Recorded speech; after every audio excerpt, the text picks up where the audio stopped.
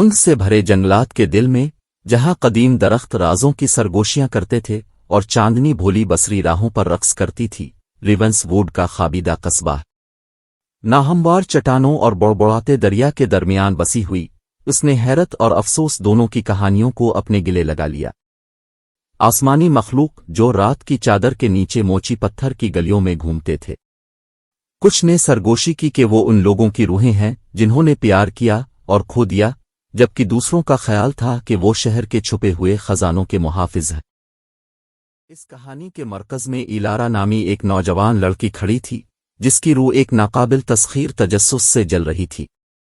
جس لمحے سے وہ چل سکتی تھی، اس نے جنگل کی کھینچا تانی کو محسوس کیا تھا، اس کے اسرار کی طرف اس طرح کھینچی ہوئی تھی جیسے ایک کیڑا شعلے کی طرف۔ اس کی آنکھیں جنگل کے فرش پر قالین والی کائی کی طرح سبز، ایک چنگاری پکڑی ہوئی تھی جو ریونس ووڈ کی گلیوں میں لگی جھلملاتی لالٹینوں کا عکس لگتی تھی۔ چاند نے شہر پر اپنی چاندی کی چمک ڈالی، ایلارا کے بے چین قدموں نے اسے جنگل کے دل کی گہرائیوں تک پہنچا دیا۔ ہوا کے سرگوشیوں سے رہنمائی کرتے ہوئے وہ ایک قدیم بلوط سے ٹھوکر کھا گئی، اس کی شاخیں آسمان کی طرف لپکی ہوئی انگلیوں کی طرح آسمان کی طرف لپکی۔ وہیں چاندنی چھتری کے نیچے ایلارا کا پہلی بار گھسٹس آف ریونس ووڈ سے سامنا ہوا۔ وہ اس کے سامنے چمکتے ہوئے روپوں کے طور پر نمودار ہوئے، ان کی شکلیں بدلتی اور دھوئیں کی طرح گھوم رہی تھیں۔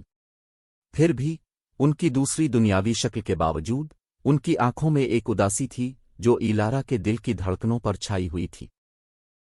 جیسے ہی رات آشکار ہوئی، بھوتوں نے ایلارا پر ریونس ووڈ کے بھولے ہوئے ماضی کی کہانی کا انکشاف کیا۔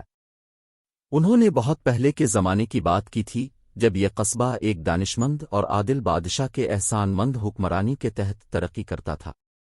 لیکن ریونس ووڈ پر اندھیرا چھا گیا جب حسد اور لالچ مردوں کے دلوں میں داخل ہو گیا، جس نے ایک زمانے کی قابل فخر بادشاہی کو پھاڑ دیا۔ اپنے نامکمل کاروبار سے جکڑے ہوئے بھوت جنگل میں گھومتے، چھٹکارے اور اپنے زمینی بندھنوں سے رہائی کی تلاش میں۔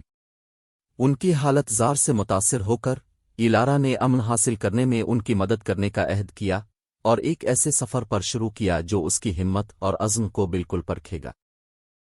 آزمائشوں اور مصیبتوں کے ذریعے ایلارا نے ریونس ووڈ کے ماضی کے طویل کھوئے ہوئے آثار کو بے نقاب کیا، جس نے تاریخ کے بکھرے ہوئے ٹکڑوں کو موزیک کی طرح جوڑ دیا۔ اس کے ہر قدم کے ساتھ اس نے قصبے کو اس کے ماضی کے زخموں کو بھرنے کے لیے ایک قدم اور قریب لایا۔ آخر میں یہ تلواروں جادو کے ذریعے نہیں تھا کہ ایلارا نے غالب کیا، لیکن ہمدردی اور سمجھ کی طاقت کے ذریعے۔ جیسے ہی صبح کی پہلی روشنی شامیانے سے گزری، ریونس ووڈ کے بھوتوں نے ایلارا کی موجودگی میں سکون پایا، ان کی آسمانی شکلیں صبح کی دھند میں گھل گئیں۔ اور یوں قصبہ ایک نئی صبح کے لیے بیدار ہوا، امید اور تجدید کے گرم گلے میں نہایا۔ جیسے جیسے سال گزرتے گئے، ایلارا اور گھسٹس آف ریونس ووڈ کی کہانی ایک پیاری داستان بن گئی جو نسل در نسل مصیبت کے وقت شفقت اور ہمدردی کی پائیدار طاقت کی یاد دہانی کے طور پر منتقل ہوتی گئی۔